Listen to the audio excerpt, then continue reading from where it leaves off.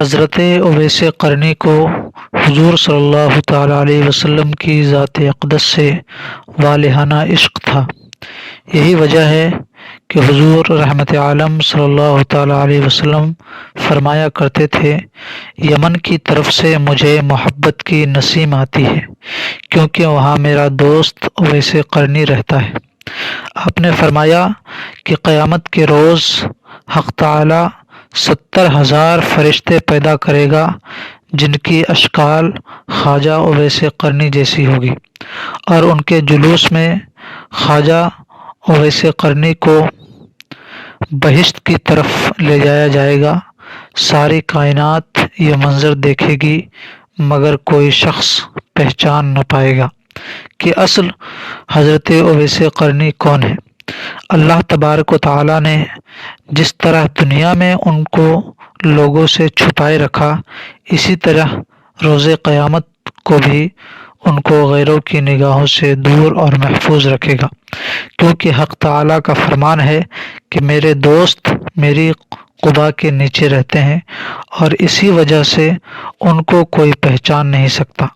خواجہ اویس قرنی کو ماں سوائے چند ایک صحابہ کرام کے کسی نے بھی نہیں دیکھا۔ حضرت اویس قرنی طلوع اسلام سے پہلے اس دنیا میں تشریف لا چکے تھے۔ حضرت اویس قرنی عہد طفولیت میں ہی والد کی شفقت سے محروم ہو گئے، اس لیے ان کو بچپن میں ہی محنت اور مزدوری کرنا پڑی۔ آپ لوگوں کے اونٹ اجرت پر چرایا کرتے تھے اور اس اجرت سے اپنا اور اپنی ضعیف اور نابینا والدہ کا پیٹ پالا کرتے تھے۔ اس کے علاوہ جو تھوڑی سی رقم بچ جاتی اس کو لوگوں میں تقسیم کر دیا کرتے تھے۔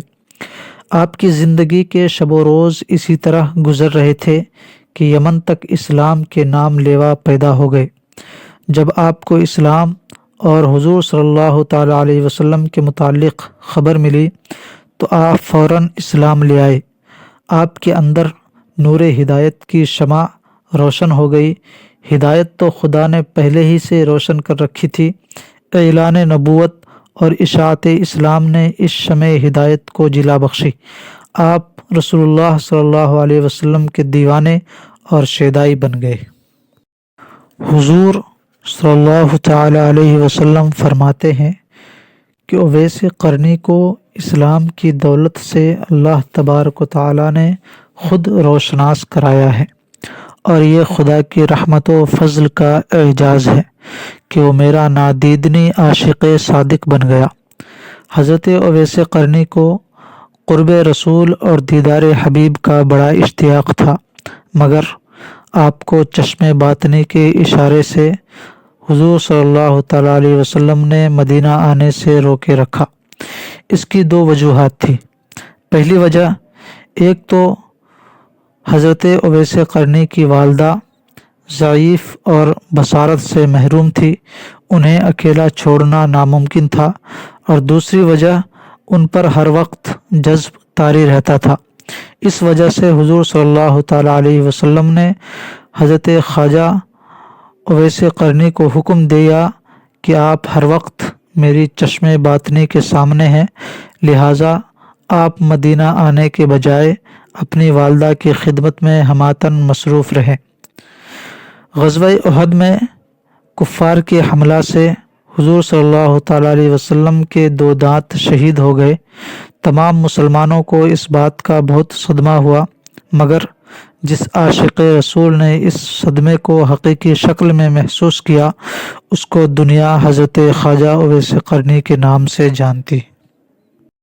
خرقہ ملنے کا شرف۔ صحابہ کرام نے حضور صلی اللہ تعالیٰ علیہ وسلم سے وقت وصال پوچھا کہ آپ کا خرقہ ہم کس کو دیں؟ آپ صلی اللہ تعالیٰ علیہ وسلم نے فرمایا، اویس قرنی کو۔ اس مقصد کی بجا آوری کے لیے سیدنا عمر فاروق اور حضرت علی مرتضیٰ رضی اللہ تعالی عنہما کوفہ تشریف لے گئے اور جمعہ کی نماز کے خطبے میں کہا، مسجد میں نجد سے تعلق رکھنے والے جتنے لوگ ہیں سب کھڑے ہو جائیں۔ چنانچہ اہل نجد کھڑے ہو گئے ان سے پوچھا گیا قرن شہر میں کوئی اویس قرنی نام کا شخص ہے؟ سب نے جواب دیا ہم اویس قرنی سے بالکل شناسا نہیں ہیں، ہاں البتہ ایک دیوانہ ہے جو کہ لوگوں سے بیزار ہو گیا ہے اور ہر وقت ویرانوں میں رہتا ہے اور آبادی کی طرف بالکل نہیں آتا۔ حضرت عمر اور حضرت علی نے فرمایا وہ کہاں ہے، ہمیں اس سے ملواؤ۔ عرض کی گئی وہ وادی عرنا میں اونٹ چراتا ہے اور رات کو روکھی سوکھی روٹی کھا کر سو جاتا ہے، کسی سے بات نہیں کرتا، وہ کھانا جو ہم لوگ کھاتے ہیں اس کو پسند نہیں کرتا، لوگوں کو خوش دیکھتا ہے تو روتا ہے اور جب لوگ رو رہے ہوتے ہیں تو وہ خوش ہوتا ہے۔ جب حضرت عمر اور حضرت علی وادی عرنا میں پہنچے تو انہوں نے دیکھا کہ خواجہ اویس قرنی نماز ادا کر رہے ہیں اور ان کے اونٹوں کو فرشتے چلا رہے ہیں۔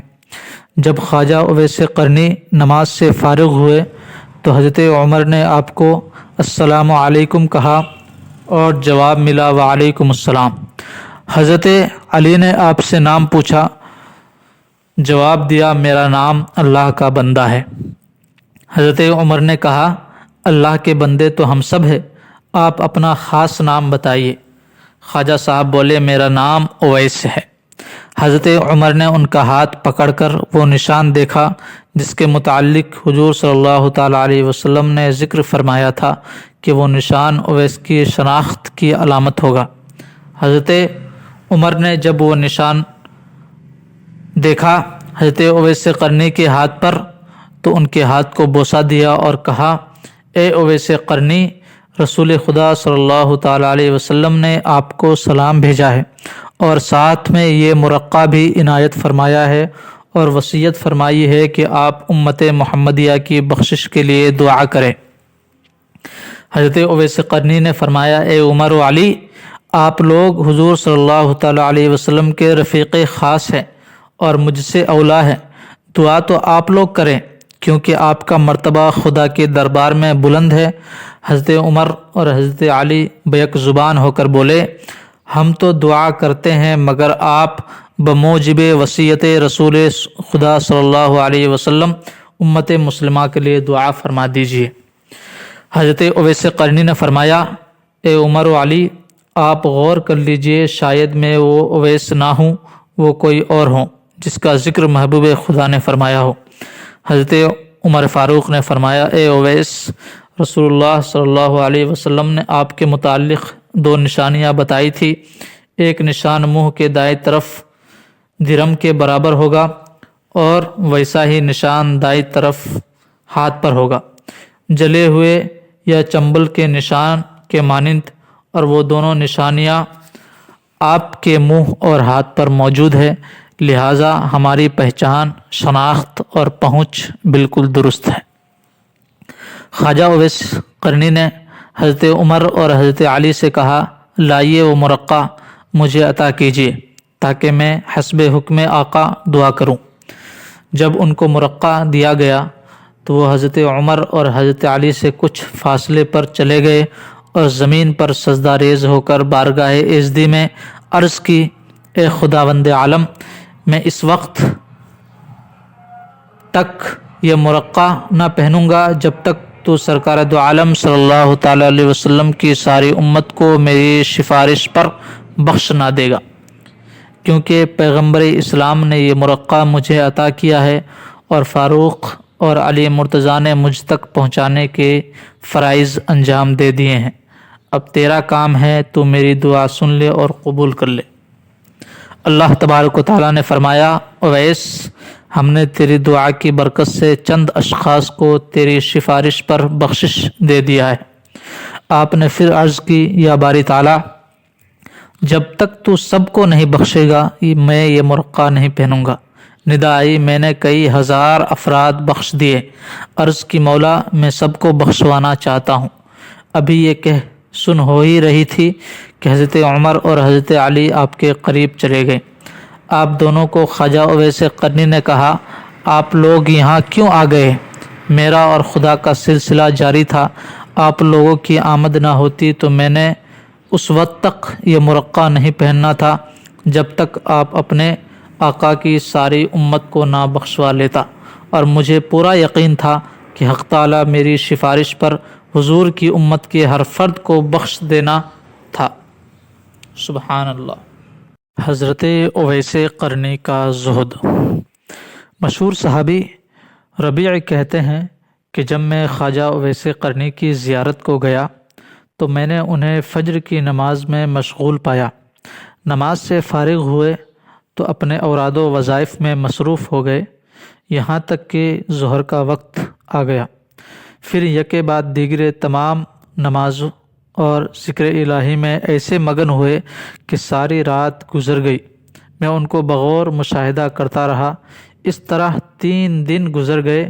میں نے دیکھا اور حیران رہ گیا کہ ان 3 دن اور راتوں میں حضرت نے نہ کچھ کھایا نہ پیا، بلکہ عبادت میں مشغول رہے اور لمحہ بھر کے لیے بھی آرام نہ کیا۔ چوتھی رات آپ تھوڑی دیر کے لیے سوئے اور کچھ کھانا بھی کھایا، پھر استغفار کرنے لگے کہ یا الہی، میں تجھ سے پناہ مانگتا ہوں، میں نیند اور بھوک کے غلبہ میں مبتلا ہوا۔ ربی کہتے ہیں کہ خواجہ اویس قرنی نے راتوں کی تقسیم کر رکھی تھی۔ ایک رات میں سجدہ کرتے تو پوری رات سجدہ میں ہی گزار دیتے، اور اگر رکوع کرتے تو شب بھر رکوع کی حالت میں ہی موجود رہتے۔ کسی رات کو قیام میں بسر کرتے، غرضے کہ ہر رات کو دوسری رات کی طرح زندہ رکھتے تھے۔ اللہ اکبر۔ یہ تھا حضرت اویس قرنی کا زہد اور ان کی عبادت و ریاضت کا عالم۔ حضرت اویس قرنی کی شان استغنا کہ آپ دنیا داری سے کس قدر بے نیاز اور بے پرواہ تھے۔ حضرت اویس قرنی کو حضرت عمر نے پیغام بھیجا کہ اگر آپ کی اجازت ہو تو میں کوفہ کے گورنر کو لکھوں کہ وہ آپ کا خاص خیال رکھے۔ حضرت خواجہ اویس قرنی نے جواب دیا کہ میں خصوصیت کے ساتھ زندگی بسر کرنے کے سخت خلاف ہوں۔ مجھے کسی چیز کی حاجت نہیں، میرا ہاتھ حاجت روا کے ہاتھ میں ہے۔ مجھے تو بس یاد الہی سے غرض ہے اور وہ میں کر رہا ہوں، اور کوئی چیز درکار نہیں۔ اس کے بعد آپ نے کوفہ بھی چھوڑ دیا اور کسی اور علاقے میں نکل گئے جہاں آپ کو کوئی تلاش نہ کر سکے۔ یہ تھی اللہ والوں کی زندگی جنہوں نے دنیا داری کو بالکل پس پشت ڈال رکھا تھا۔ حضور صلی اللہ تعالی علیہ وسلم کے دیدار کا شوق۔ ایک دفعہ کا واقعہ ہے کہ حضرت اویس قرنی کو حضور صلی اللہ تعالی علیہ وسلم کے دیدار کا شوق اس قدر پیدا ہوا کہ انہوں نے مدینہ آنے کا ارادہ کیا۔ اب ادھر انہوں نے ارادہ کیا، ادھر حضور صلی اللہ تعالی علیہ وسلم کو کسی غزوہ میں شرکت کے لیے مدینہ سے باہر جانا پڑا، لیکن حضور صلی اللہ تعالی علیہ وسلم نے حضرت عائشہ سے فرمایا کہ میرے جانے کے بعد شاید کوئی مہمان آئے، اگر وہ یہاں آئے تو اس کی خوب خاطر و مدارت کی جائے اور ہر حال میں اس کا خیال رکھا جائے، کیونکہ وہ بڑا ہی پارسا انسان ہے، اور میرے آنے تک اس کو روکنے کی کوشش کی جائے، اور اگر وہ نہ رکنا چاہے تو اس کو مجبور نہ کیا جائے، مگر اس کی شکل و صورت یاد رکھ لی جائے۔ یہ ہدایت دے کر رسالت مآب صلی اللہ تعالی علیہ وسلم خود تو غزوہ میں شرکت کے لیے روانہ ہو گئے۔ بعد میں خواجہ اویس قرنی مدینہ تشریف لے آئے، مگر ان کو جب پتہ چلا کہ حضور سرور کائنات صلی اللہ تعالی علیہ وسلم اس وقت مدینہ میں نہیں تو انہوں نے اسی وقت واپسی کا قصد کیا۔ ان کو روکنے کی بڑی کوشش کی گئی، مگر وہ نہ رکے اور نہ ہی کسی قسم کی خاطر کروائی اور واپس لوٹ گئے۔ جب نبی کریم صلی اللہ تعالی علیہ وسلم واپس مدینہ تشریف لائے تو آتے ہی انہوں نے حضرت عائشہ صدیقہ رضی اللہ تعالی عنہا سے سوال کیا، کیا کوئی مہمان آیا تھا؟ ام المؤمنین نے عرض کی، اے اللہ کے رسول صلی اللہ علیہ وسلم، ایک شخص جو کہ یمن سے آیا تھا، اس کی شکل و صورت چرواہوں جیسی تھی۔ آپ کو نہ پا کر وہ ایک لمحہ بھی یہاں نہیں ٹھہرا اور چلا گیا۔ حضور بولے، عائشہ پتہ ہے وہ کون تھا؟ عرض کی، حضور میں بالکل نہیں جانتی۔ فرمایا، وہ اویس قرنی تھا جو میرے دیدار کے لیے یہاں آیا تھا اور دیدار کی حسرت دل ہی میں لے کر واپس چلا گیا، اور وہ ٹھہر بھی نہیں سکتا تھا کیونکہ اس کی والدہ جو کہ بوڑھی اور آنکھوں سے معذور ہے، اس کی نگہداشت کرنے والا کوئی نہیں ہے، اس لیے اس کو ہر حال میں واپس جانا تھا۔ اور یہ وہ شخص ہے جو کہ خدا اور اس کے رسول صلی اللہ علیہ وسلم کا سچا چاہنے والا ہے، جس کو صرف ذکر الہی سے غرض ہے، وہ کسی چیز سے نہ مرعوب ہے نہ متاثر۔ اویس قرنی رضی اللہ تعالی عنہ میرا عاشق ہے اور اللہ تبارک و تعالیٰ اس سے محبت کرتا ہے۔ حضرت عائشہ نے جب یہ باتیں سنی تو ان کو خواجہ اویس قرنی کے مقام پر رشک آنے لگا اور فرمانے لگی، اے خدا کے حبیب صلی اللہ علیہ وسلم، وہ شخص واقعی کس قدر عظیم ہوگا جس کے زہد و تقوی اور عبادت و ریاضت کی تعریف خدا اور اس کا حبیب کرے۔